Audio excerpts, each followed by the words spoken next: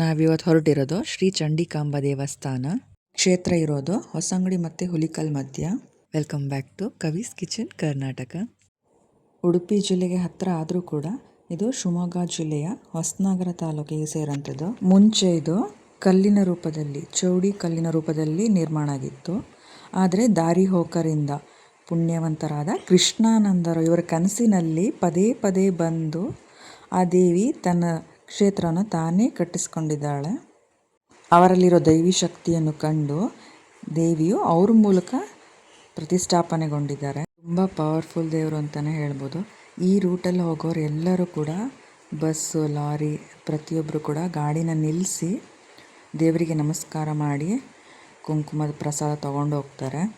ದೇವಿಯು ಸಾಧುವಿನ ರೂಪದಲ್ಲಿ ಅವರಿಗೆ ಕನಸಿನಲ್ಲಿ ಕಾಣಿಸ್ಕೊಳ್ತಾ ಇದ್ರಂತೆ. ಪ್ರತಿನಿತ್ಯ ನಿಮಗೆ ಅನ್ನದಾನ ಪ್ರಸಾದ ಕೂಡ ಇಲ್ಲಿ ವ್ಯವಸ್ಥೆ ಇದೆ.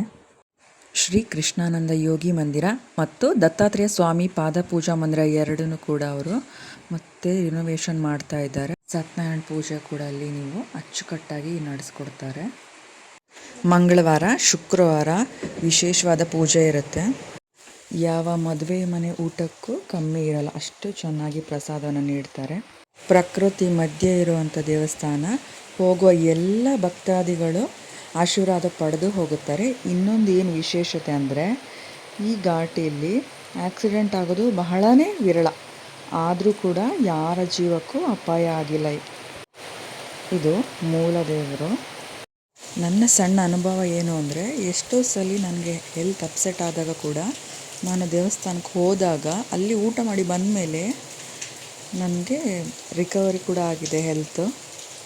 ಏನೇ ನೆಗೆಟಿವ್ ಫೀಲಿಂಗ್ ಇದ್ದರೂ ಕೂಡ ಅಥವಾ ಹುಷಾರಿಲ್ಲದಾಗ ಇದ್ದರೂ ಕೂಡ ಅಲ್ಲಿ ಹೋಗಿ ಬಂದ ಮೇಲೆ ಕಂಪ್ಲೀಟ್ ನಿಮಗೆ ಒಂದು ಪಾಸಿಟಿವ್ ಎನರ್ಜಿ ಫೀಲ್ ಆಗುತ್ತೆ. ನೀವು ಬಂದು ನೋಡಿ ಅಲ್ಲಿ ಸೇವೆಗಳನ್ನು ಮಾಡಿ ಹೋದರೆ ನಿಮಗೆ ಈ ಅನುಭವ ಗೊತ್ತಾಗುತ್ತೆ. ಬಾಳೆಬರೆ ಘಾಟಲ್ಲಿ ನೀವ್ಯಾರು ಹೋಗೋದಾದರೆ ಖಂಡಿತ ಈ ಟೆಂಪಲ್ನ ನೀವು ಒಂದ್ಸಲಿ ವಿಸಿಟ್ ಮಾಡಲೇಬೇಕು. ಬಂದು ಇಲ್ಲಿ ದರ್ಶನ ಮಾಡಿ ಅನ್ನಪ್ರಸಾದ ತಗೊಂಡು ನಿಮಗೆ ಯಾವುದಾದ್ರು ಸೇವೆಯನ್ನು ನೀವು ಸಲ್ಲಿಸಿ ಹೋಗ್ಬೋದು. ದಾನಿಗಳು ಯಾರು ಇದ್ದರೆ ಕೂಡ ನೀವು ಇಲ್ಲಿ ಜೀರ್ಣೋದ್ಧಾರಕ್ಕೆ ಡೊನೇಷನ್ನು ನೀಡ್ಬೋದು. 3ರಿಂದ 4 ಪುಟ್ಟ ಮಂದಿರ ಕೂಡ ಇದೆ. ಶ್ರೀ ಸಾಂಬ ಸದಾಶಿವ ಮತ್ತು ಭದ್ರಕಾಳಿ, ವೀರಭದ್ರ ಸ್ವಾಮಿ ಮತ್ತು ಮಹಾವಿಷ್ಣುವಿನ ಕ್ಷೇತ್ರದೊಳಗೆ ಸಣ್ಣದಾಗಿ ಅದು ಕೂಡ ನಿರ್ಮಾಣ ಮಾಡಿದ್ದಾರೆ.